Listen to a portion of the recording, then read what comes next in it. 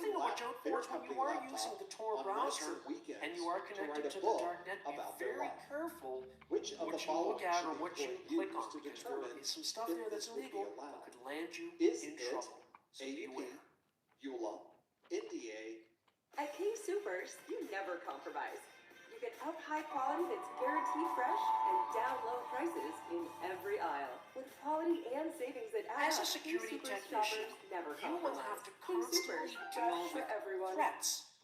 Now, threat positives and negatives are the result of having tools in place that can alert you as to whether something bad is happening or not. So we're talking here about false positives, true positives, false negatives, and true negatives. Now, knowing when to take action or to respond on alerts is key in saving time and solving security problems quickly. Let's talk about each of these in more detail. So we've got threat positives and threat negatives. A threat positive is also called a false positive in this particular case. This means that we've got a benign item or activity that is incorrectly identified as malicious. So it might have tried to positively say there's a security incident here when in fact there is not, hence false positive. Now this wastes IT system and personnel time. A true positive means that we've got correctly identified malicious items, such as malware or activity, such as suspicious network spikes, network, and it triggers an alert. So that is when our intrusion detection and prevention systems, for example, are working well. And it's important to tweak the specific solutions that you use to identify threats so that you minimize false positives and waste time. Now then we've got negatives. A false negative means that we've got a configuration that does not detect malicious items or activity. Now let's think about that. That means that we might have had some kind of attack that occurred, but we didn't in our configuration have a way for it to be detected. Hence, false negative. It did not detect malicious items or activity. A true negative means that we aren't getting any alerts since there are no problematic or security conditions that are present. So it's important to be able to know the difference between these positives and negatives. Now what can we do to eliminate false positives? Because we've already identified the fact that it's a waste of time. And security technicians are busy enough as it is. Well, one way to reduce false positives is to feed all of your data sources that you might use for intrusion detection, could be server and mobile device logs and intrusion sensor logs on the network. You need to make sure that those are using some kind of a data analysis and machine learning solution. Well, not that they're using it, but that the data is fed into a central location such as the cloud, where data analysis and machine learning are applied to those data sets.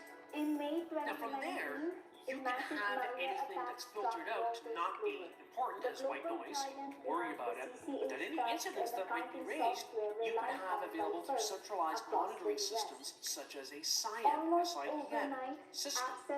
Now, the way that this is going to work to be effective is to not look at individual events from your data sources, such as server logs, but rather a correlation of events over time that might point to suspicious or anomalous activity. You can't decide what's anomalous until you first decide what's normal. You need to establish a baseline of normalcy in your environment in order for this to truly be effective. So data correlation then will add context to a potential security event. This means we end up with less wasted IT system resources and less wasted personnel time on things like false positives. This way, we can have our IT technicians focus more on actual malicious activity that poses a threat to the organization. Showing just how vulnerable firms can be when a critical vendor goes down. They had to take their systems offline to contain the malware. But that also meant accountants To everywhere effectively protect an organization from IT security threats, we need to have a way to have reliable threat indications. These are called indicators of compromise, or IOCs. An indicator of compromise device is an event or even a correlation of events outside of normal host or network behavior that are detected after they have occurred. And so, to determine what's abnormal, you have to establish a baseline of what is normal. Configuring any type of intrusion detection or prevention system is going to require effort on the part of the IT security team. It's not just a one-size-fits-all solution that you plug into the network and away we go. You can do that, but it won't be as effective as it otherwise could be. It needs to be customized for your environment so that it knows what's normal. So IOCs then can be used to improve malware and attack activity detection and how the IT security teams respond when those threats are realized. Examples of indicators of compromise or IOCs might include log in during irregular hours. For that to be figured out, the system has to know what's regular.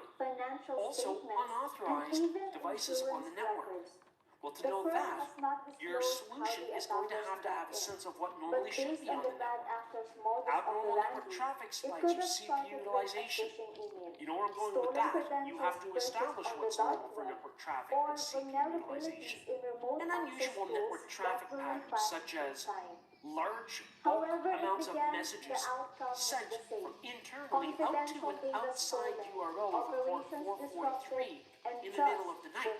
That could be an indication of a botnet compromise where the infected bots are talking to the command and control server through port 443, although it doesn't have to be that port. That's just an example. And so it's important to document your indicators of compromise.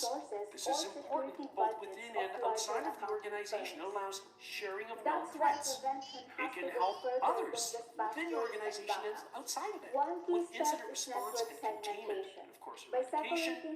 So really, it's documentation and sharing. And there are standards for this that we've mentioned, such as structured threat information expression sticks, and also the exchange of that represented security threat information through trusted automated exchange of indicator information, otherwise called TAXI, and there are many other ones, including the OpenIOC framework. OpenIOC is simply a standard method of describing the result of analyzing malware. And a total disaster. These stories are real and show how easily a firm can fix a cybersecurity incident when defenses are weak. Threat modeling begins with identifying threats, whether those are internal within the organization or external. From there, we can then look at the threat likelihood and the impact that the threat would have on the business. Now, by prioritizing those with the highest impact, we then have more of a focal point for the threats that we really need to apply countermeasures against, so we can implement most feasibly effective threat mitigation. So this is very important, to hunt down threats and then to model through these 3 steps so that we can focus on those threats that present the biggest risk. Thanks for watching, and now, until questions our that next you would deep have to dive, ask stay would be secure, things everyone. like, who are the potential attackers? In other words, who are the threat actors? The other thing, what did the attackers want? Are they looking simply to break into a corporate network and deface a website? Are they looking at financial gain through stealing credit card numbers? What are they after? The other one is, how will they attack? So what will they do? Will they run vulnerability scans? Well, that's usually the first part of reconnaissance to discover weaknesses. That's actually what happened in the 2017 Equifax data security breach. And the next item to consider is how can the attack be mitigated? Well, that would include things like hardening, by making sure that the latest patches are kept up with, so that we can close out any potential vulnerabilities that might be exploited by attackers. With threat modeling, you need to identify assets that need to be protected, whether it's customer databases. You might have replicas distributed in different parts of the world of that database. You have to look at functional requirements of the organization's business processes, such as with customer relationship management tools that you might run on premises or in the cloud. The business objectives need to be identified. Business objectives are important because any IT solutions that are in use need to align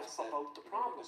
And then down below, we can see, for example, that there is a link here with a patch. So one of the resources here to address this security issue is a patch that can be applied. And down below, we can see known affected software configurations. So we can see the listing here for the version of Windows, such as Windows 10. We can even look at any other related vulnerabilities for that particular software version. So as you can Alright, see, if I need a break, go ahead and take a break. is a great way to look for any Just popped out of the breakout room, so don't know if y'all took one or not, but by using just take 10 minutes, be back at 12 after. system or CVSS to You have a prioritize SLA, those a threats. service level agreement. This is usually an agreement made with a service provider, let's say your internet provider, and you want the internet provider to provide you with service 99.9% of the time. But you can only have a certain amount of downtime during If the you're a 12 skilled computer So that's programmer part of the and contract IT that you security have with that specialist, company. you could make money through bug bounty programs.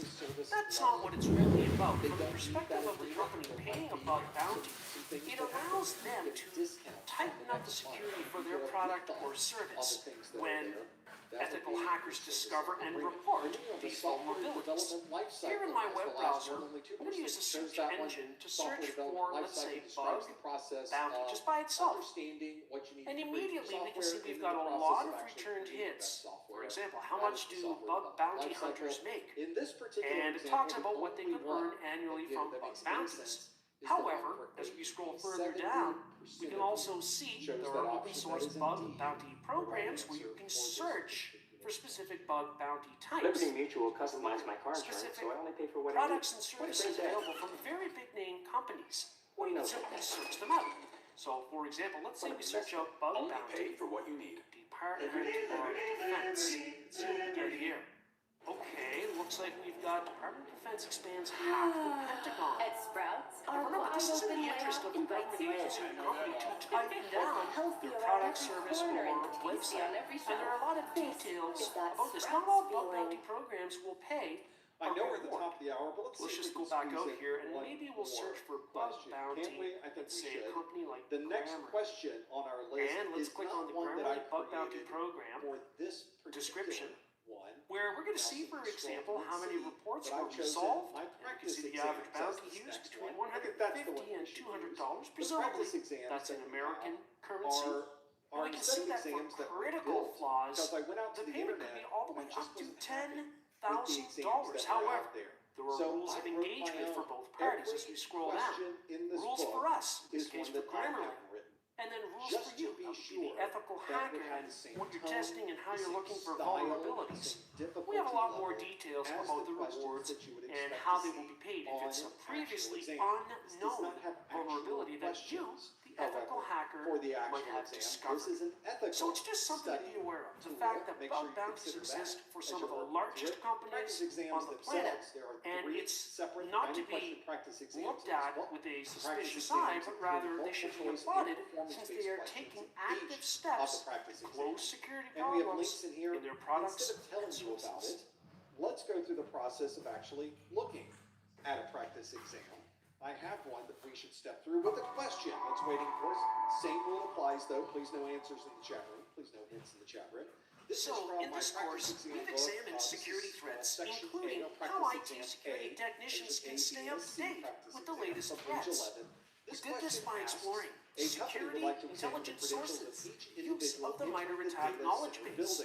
We talked about threat intelligence collection and threat classification for prioritization of threats. We looked at different sources and motivation for IT threats, and we talked about the dark net, otherwise also called the dark web. Then we looked at how to install and use the Tor web browser to access darknet resources. We looked at threat positives and negatives, threat indicator management and threat modeling, and we talked about the common vulnerability scoring system, CVSS, and its security levels. And finally, we talked about commonalities shared amongst bug bounties. In our next course, we'll focus on business continuity, where we explore policies, procedures, and controls to help in planning secure IT systems and data, as well as incident response reviews to improve future incident handling. We're on page 11. The answer we want to see is on page 65. But instead of scrolling through this long document of hundreds of pages, I put a hot link in. So you just click the words, the details, and it takes you right to the question on page 65. So it jumped over to page 65 so that you could see that in the list.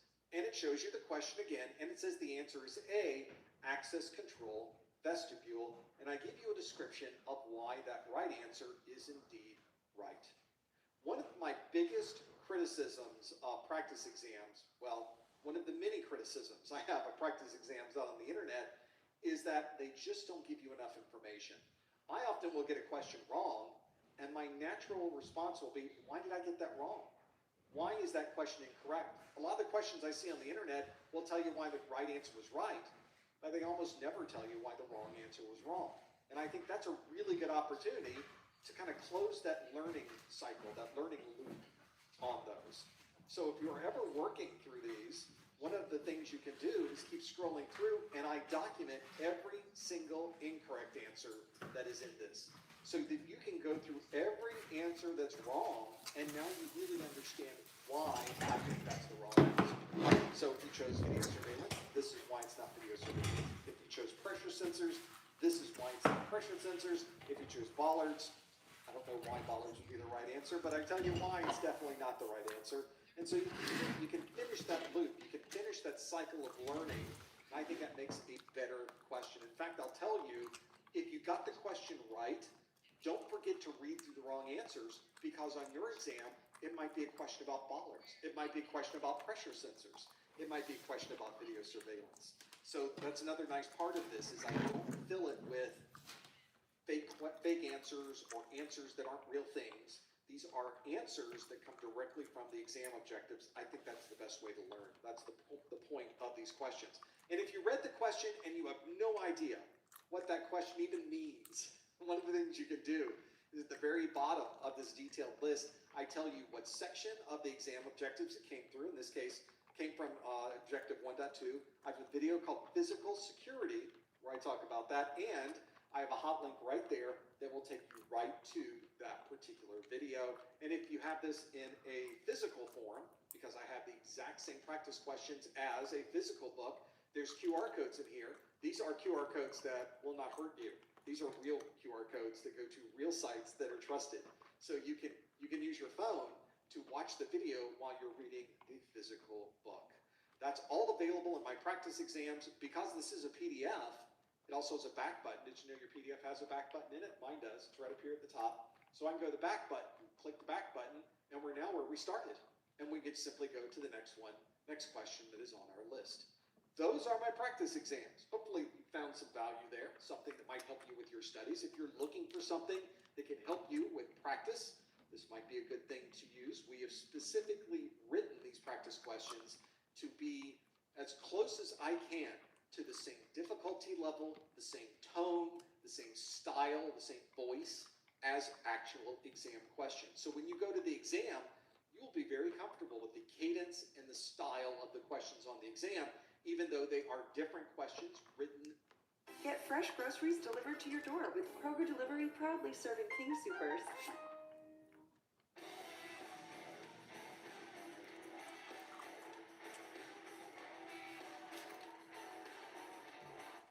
For that exam, you'll notice that they have a similar method of how they describe these different answers. So that might help you as well. If you think that's something that can help you, have a look for more. You can learn more about it at professormesser.com/securitype. We'll also let you know that CompTIA gives you some free study materials that you definitely want to look at if you have not looked at it already. It is the set of exam objectives. This is the official set from CompTIA. This is the PDF of these objectives for the 701 exam. This tells you everything you need to know when you are studying. People will even often ask, I'm ready to take my exam, I think. How do I really know if I'm ready to take my exam? You go to this document. This is a free document you can download from the CompTIA website, and it gives you a bullet-by-bullet breakdown of everything you need to know. The exam sticks to this document practically 100%. And because of that, you can very easily now understand what you need to know and how much of it you need to know, because they write every single bullet in this list of everything that is expected of you for this exam. These objectives, as I mentioned, are also free. From the CompTIA website, you can simply go to your favorite search engine, type in CompTIA exam objectives. We'll take you to the page, or you can use our link. Go to professormesser.com/objectives, and there's a link there that will take you over to the CompTIA website, where you can also download this set of objectives. It is a great checklist to use at the beginning of your studies. It is a great checklist to use before you schedule your exam.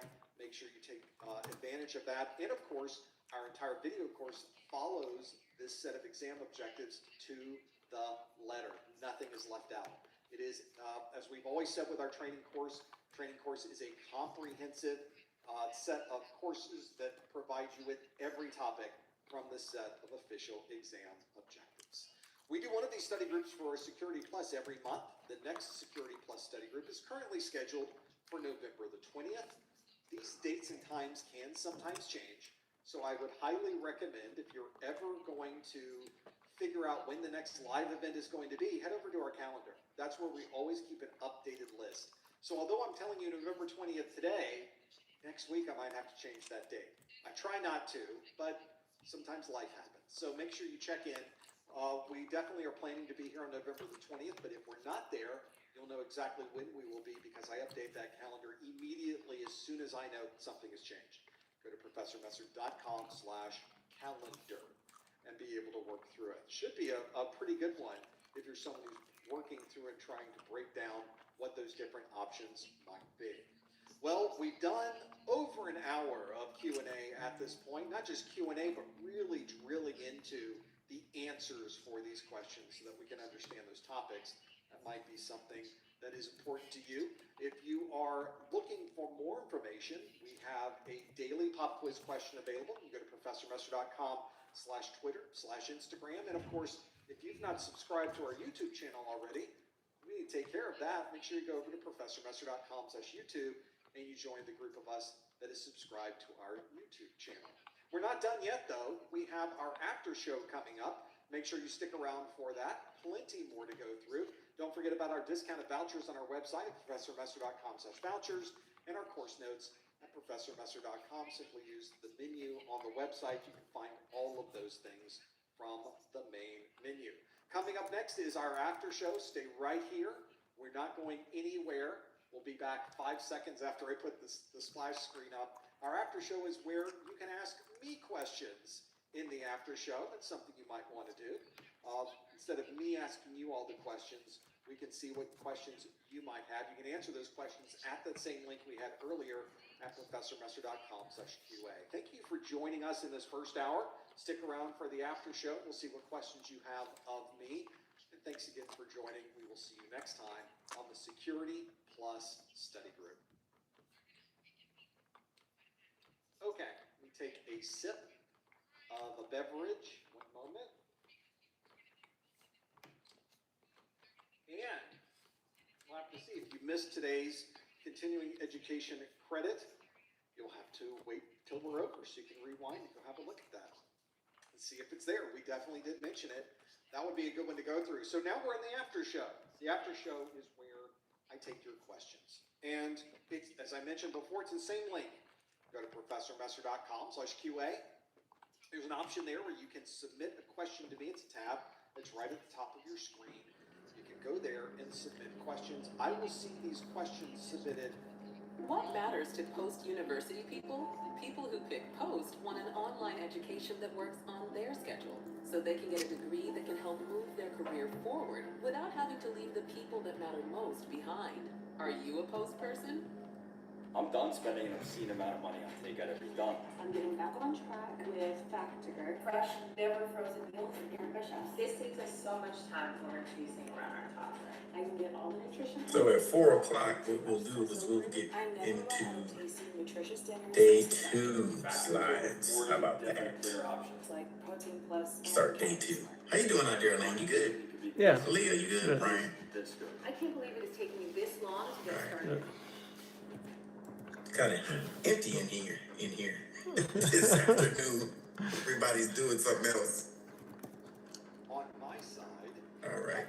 But if you need me, I'm here. So at 4 o'clock, we'll just dip into slide deck for day 2. It says you can submit questions for the second hour of the study group at any time. We will be moderating questions during the session, so your contribution may not appear immediately. So that's a great place to go. Simply have a look at what you might want to submit, or you might just want to hang out and see what other people are submitting. We usually have some pretty good questions that come through. So I am going to start sifting through the Q&A that you have submitted. A number of questions have already come in to be able to work with this. That when we are someone you're trying to work through the details, this is a great place to go. We mentioned earlier that in this study group, I offered in that first hour a continuing education unit credit. That's because a number of people may already be certified in their A+, Network Plus, Security Plus, or perhaps other certifications. And one of the things that they want to be able to do is renew that cert. As many of you know, certification is good for 3 years after you pass the exam. So 3 years goes by, you might want to renew that certification so that you have a different certification. You have a way to renew that for another 3 years, not a different cert, but continue that same cert for another 3-year period. And you can do that in a lot of different ways. You can take Cert Master CE and do it in a day. You can take a higher level certification that might automatically renew your existing certification. Or you can collect what's known as continuing education units, or CEUs. Those continuing education units are available so that you can collect from a lot of different categories of CEU, and once you have a certain number, you're able to submit those CEUs to CompTIA and they will renew your cert. As many of you know, and as Anonymous has said in this message that they have posted, or the question they've submitted, it asks, can I take 5 sessions of this study group to earn 50 credits for a CEU? I passed my Security Plus in June of 2024, relatively recently, so you need to renew it by June of 2027. That's that 3-year period that I just mentioned. So as I mentioned in that first hour, by watching and participating in today's event, you earn 1 hour of a webinar category CEU. So if you watched 5 of these, you can either watch them live or watch them on demand. CompTIA does not care, as long as you get an email from me. That's what they want. If you took 5 sessions of those, you watched 5 of those, either live or on a replay, you would earn 5 webinar category CEUs. So it's 5 CEUs, and as you see here, you need 50 to renew your Security Plus. But you also heard the term webinar category in that list. Why did I mention that? Well, let me tell you why I did. In order to give you the description of why I did, I'm going to head over to the CompTIA website. On the top of their website is a continuing education link. I'm going to click that. And there's lots of ways that you can use to renew your certification. They have a 3-step process here that describes that and what you're doing. The one that I would like to choose here is step 2, choose your renewal path, because you can do things like renew with a single activity. That's not what we're doing today. Renew with multiple activities. That's what we're talking about doing. Or other options that might be available. We mentioned some of those. I'm going to click on renew with multiple activities, and you can see there's lots of different things you can do. Earn a CompTIA cert, earn a non-CompTIA cert, training in higher education, industry participation, publishing, and work experience.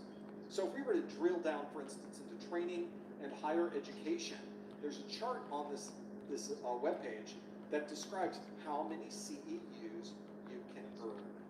And if you can see there's lots of things you can do. You can complete a training course. You can, for the Security Plus, as we mentioned, you need 50 CEUs. That's what's in that column. You can complete a training course. That gets you 50 CEUs. Attend a live webinar. That's where you are now.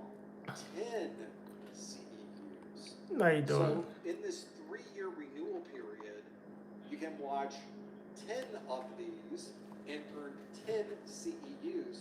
That's it.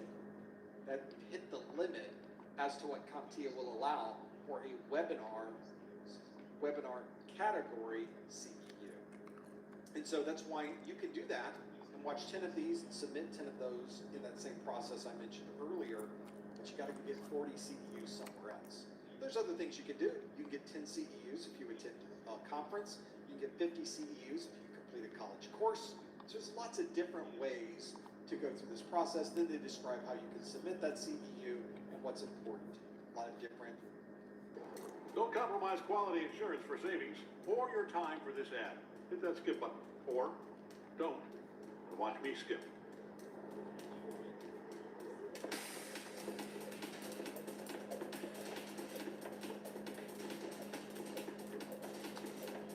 You in there? Yes. Yes. Pieces of information in this list. So, for example, attending a live webinar like you did today, it explains the timing, the relevance, the documentation you'll need. That's what we provide you in the documentation. And then we've got plenty here. Notice that it also says on-demand webinars and YouTube videos are only valid if you can provide proof of registration or completion certificates. That's what that email is that I sent to you. That is the certificate, the certification that you were indeed here. So you have to submit that to me, and then I have to verify it and send it back to you for you to earn that. That's why it's important, and this is on demand. If you're wondering what process you should use to earn your certification, I would recommend you go out to really look at the YouTube video description of this video on YouTube. If you look at that YouTube video description, you'll see that I have a video on how to renew your certification in just a few hours. That video doesn't just describe how to accomplish that in just a few hours. I step through each of those major methods of renewing your cert and give you advantages and disadvantages of each of those. You might find that gathering CEUs is not what you would like to use. Instead, after looking at that list, maybe you'll use CertMaster CE. You won't even bother collecting CEUs. Or maybe you're planning to take a higher level CompTIA cert already, and you realize, I'll just pass that cert. As soon as I pass it, it's now 3 more years, or at least another 3 years, depending on what date you pass that exam. That's when the clock starts counting. So now you've renewed for that time frame. So there's lots of different ways to go through the renewal process. Highly recommend you watch that video or look at the detailed documentation on the CompTIA website. Let's do another question on our list. Lots to go through. Thank you for submitting these. You can submit them at any time using that link that's on your screen. Go to professormesser.com/QA. So here's another very popular question, by the way. This is from Anonymous, who asks, I'm turning 60 in a couple of weeks, happy birthday, and I need Security Plus for my job. This is not an unusual thing. The question here asks, am I crazy for doing this at my age, or is age just enough? Well, there's a couple things in this list that tell me that you're probably not crazy. So that might be helpful. I don't know, it might not. But this question says 2 things. When you're turning 60, and the other one is you need Security Plus for your job. It really doesn't matter how old you are at that point. If the place you work puts Security Plus as a priority, then that kind of answers the question for us. It doesn't matter how old you are. Now, I often tell people, a computer doesn't care about your age. A computer has no idea how old you are. I worked with relatively young folks who know a lot. I worked with relatively young folks who do not know a lot. I work with relatively mature folks. Aged people like myself who tend to know many things, but I've also worked with people of increasing age that perhaps are not as good as they could be with these technical topics. So age really does not matter in this particular scenario as far as technology is concerned. I really feel like technology is something that anyone can learn at any point within their lifetime. So I don't think age has any limitation associated with this. The thing that you mentioned here is needing Security Plus for your job. This is not an unusual thing, by the way. If you happen to live in Washington, D.C. area of the United States, or you live in an area where there's a lot of federal government agencies or contractors of federal agencies, you may find that Security Plus is one of their priorities, especially if it's related to the Department of Defense. That's because the DoD has a set of minimum industry certifications that they expect everyone to have if they work in a technology role within that agency, or if you work as a partner to that agency, like a contractor. So that's a particularly important thing to consider if you're in that particular part of the world, or you work for or want to work for one of those organizations. Security Plus may be the minimum certification that you need to start with. They don't want to see A+, they don't care about Network Plus, they want you to have Security Plus. Bottom line, that's their minimum for you to get a job with that organization. So that's not an uncommon thing for those of you looking at this and thinking, why does your job need this? Maybe because they are mandated to needing that. Maybe you work for a contractor and now the Department of Defense has shown up and said, you don't have enough Security Plus certified people here. You need everyone to be Security Plus certified. Okay, we're on it. Or it might be just a third-party company. Has nothing to do with the federal government or the Department of Defense. And they may have just decided as a standard for their organization that everybody must have their Security Plus. That's something that has happened to me in certain roles that I have had. So that is a really good example of why Security Plus would be a good place to start. But let's talk first about this, or second, let's talk about the other part of this question. I'm turning 60, am I crazy? Or is age just a number? This is really not so much an intellectual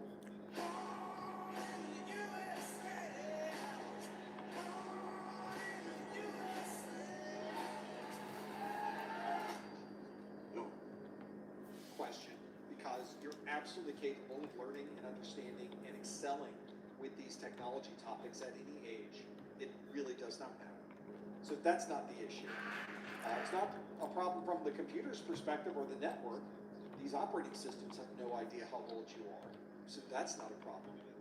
The only problem you ever run into when you start getting up there in age, like we are, someone turning 60 in a couple weeks, I feel you. That is one where now you're concerned about what other people think of you. This is probably your biggest stumbling block when it comes to these things. A lot of people will ask me, I work in this particular job now, I want to pivot over to IT. I want to transition over to IT, but I'm 50, I'm 55, I'm 60. Can I do that? Well, of course you can do that. Functionally, intellectually, no reason you can't do that. The problem, those other people, is that the human nature of things gets somehow embedded into this, and ageism, unfortunately, is a thing, and it's something that has to be considered. Now, fortunately, for those of us that have been around the sun a couple of times, we've become very familiar with this. We also have collected a number of business relationships through the years because we've been doing this for a while. So we know people who are in director level positions, vice president, executive vice president, CEO. We know these folks. We've known them for years. We've worked with them. They're at our church. They're at our a group that we work with. Our kids are on the same soccer teams. These things happen all the time. So when you are at that level, where you are more concerned about what other people think of your age than what your age is actually doing for you, then it might be a good idea to reach out to those folks and say, looking for a position in IT, maybe with their organization, maybe with a different organization. What can you tell me? What can you help me with? Can you give me some tips? Do you know of any openings? Is there anyone you would recommend I speak to? Because when that person at that level brings up your name, that helps grease those skids a little bit. It helps things move a little bit faster through and perhaps minimizes the impact of walking into a room of strangers and somehow trying to justify, I'm 60, but I want to do this technology, in a world where a lot of the folks doing that technology tend to be of a younger age. So I would highly recommend taking advantage, it's a bad way to put it, but using those relationships that you have built. That's why often I will tell people, if you don't have a LinkedIn account already, you need to have one. Not to publicly announce how fantastic you are. You can certainly do that on LinkedIn, and many people do, and that's fine. But I use LinkedIn as a networking tool, not a computer networking tool, a people networking tool, a way to keep track of all of the people I've worked with. And I'll give you my apology now for those of you that have sent me LinkedIn requests to join your, to link together. That's what LinkedIn is about, is creating these networks of people. You may have noticed that you were not approved. I did not click, yes, I'm going to have you join my network on LinkedIn, because I've never worked with you. I keep my LinkedIn circle to only people I have directly worked with. And this allows me first to easily keep track of where they are. There's not a lot of noise in here. But it also allows us to kind of have a more tightly knit and better set of conversations amongst each other. And it makes it easier to introduce people that way because you have a direct connection to them. Now, we have a LinkedIn page for Professor Messer, so you can get our daily pop quiz questions. You can learn what we're doing. I announce whenever we're doing a live stream. It gets posted on LinkedIn. We have a separate page for that. You're certainly welcome to join that. Anybody is welcome to. That is a public page, and you will just automatically become a member in there. But a personal connection on LinkedIn, you only get if we work together. So it's a little bit different. So I would highly recommend, if you don't have one of those already, make sure you create one and link in everyone you know. That will be very, very important, not only for this job effort that you're going through now, but it may also be very important in the future when you need to find the next job, or when somebody wants to find you to ask you if you would be interested in applying to a position, which I've also done on LinkedIn. LinkedIn is a great place to go. I've had positions at a company I've been working with, and I thought, I'm the perfect person for that. Let me send them a LinkedIn message and see if they're interested in that role. Sometimes they are, sometimes they aren't. But at least I know how to get in touch with them and be able to communicate to them. So that's a really good example. Sometimes, this past week, I got an email out of the blue from somebody I'd not heard of, I don't know, since college. You know, sometimes that happens. So it's a really good example of where LinkedIn can be very, very valuable. Agentic AI is the next phase of Gen AI. While Gen AI can generate things like documents or images, Agentic AI is all about making AI serviceable for task-oriented executions and goal-oriented autonomy. The holidays can be a lot, but with your new Dell PC with Intel inside, you can handle a lot. From taking care of holiday to-dos to taking care of Aunt Jean, even if she can be a lot. And it's a good way to keep track of where people are and to help in situations like this where you're trying to get that job or get that better job. Let's get going through your list of different questions you have. You can submit those questions at any time using the link on your screen. Go to professormesser.com/QA. You can ask a question about technology. You can ask a question about certifications. You can ask a question about anything if you like. Doesn't have to be about technology or certifications if you would like.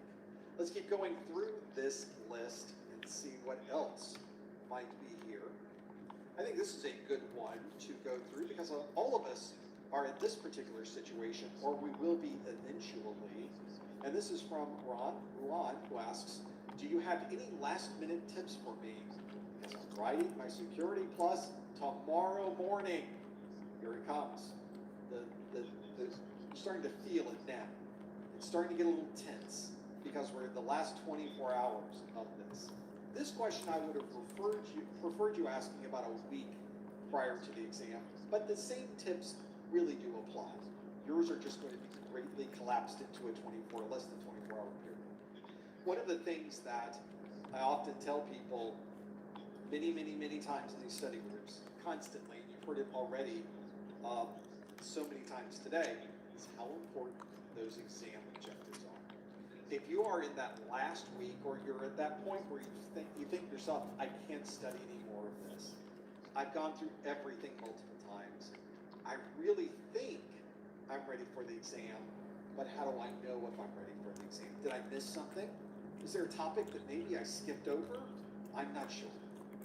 But one of the ways you can be sure is to go to the exam objectives. Yes, it's the exam objectives again, but now let's drill down on these so you understand why I'm saying this.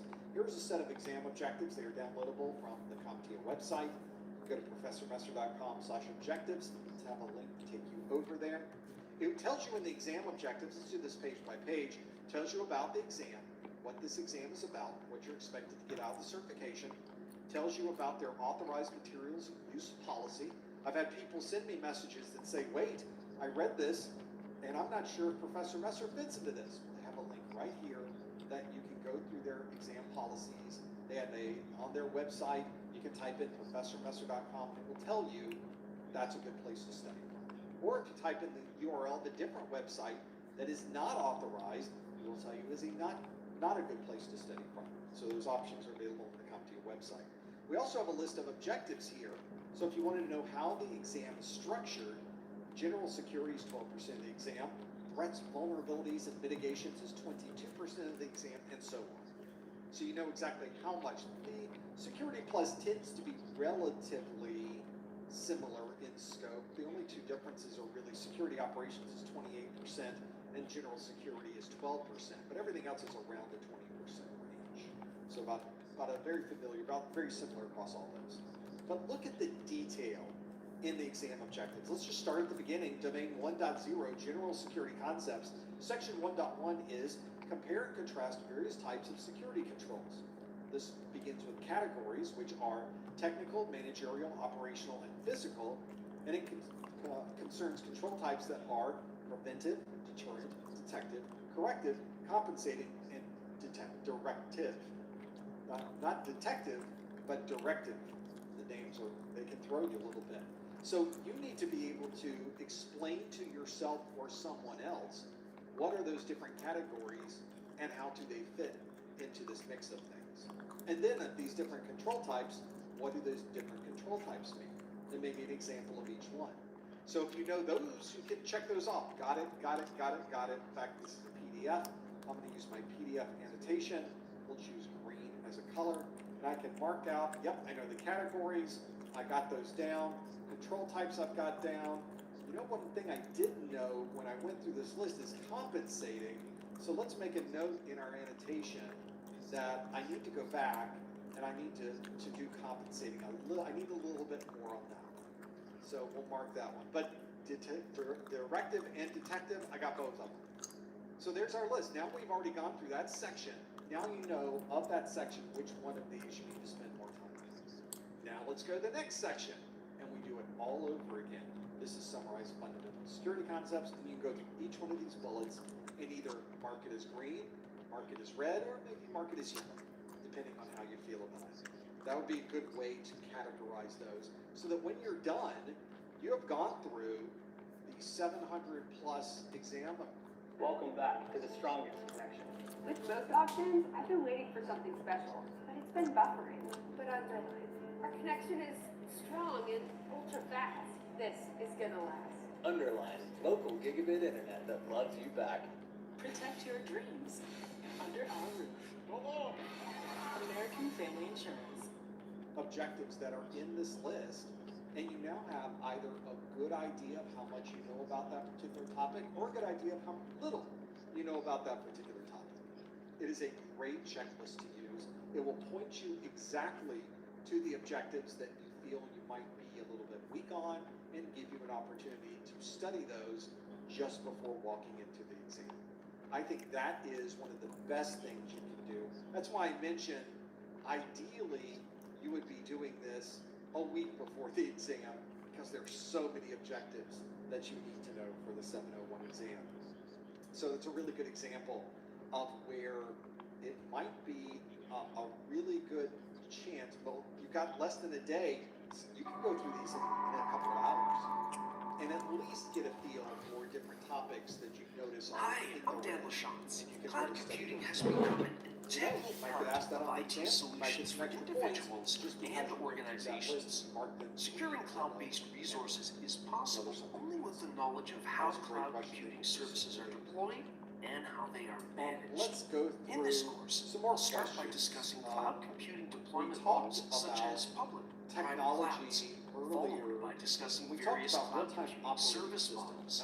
Next, I will cover a variety of cloud computing security solutions, and I will deploy a Linux and a Windows cloud-based virtual machine. I will then deploy a web application in cloud, cover the Cloud Controls Matrix, or CCM, security controls, also work with Microsoft Azure Managed Identities. Lastly, I will discuss and configure the Content Delivery Network. This course can be used to prepare for the CS0-003 CompTIA Cybersecurity Analyst Plus exam. Formal way to force a particular protocol to have a much higher or unlimited priority over another. We can add some priority. Cybersecurity analysts must have a strong grasp of cloud computing concepts and also skills in managing cloud resources. Let's start here by defining the characteristics that really define cloud computing.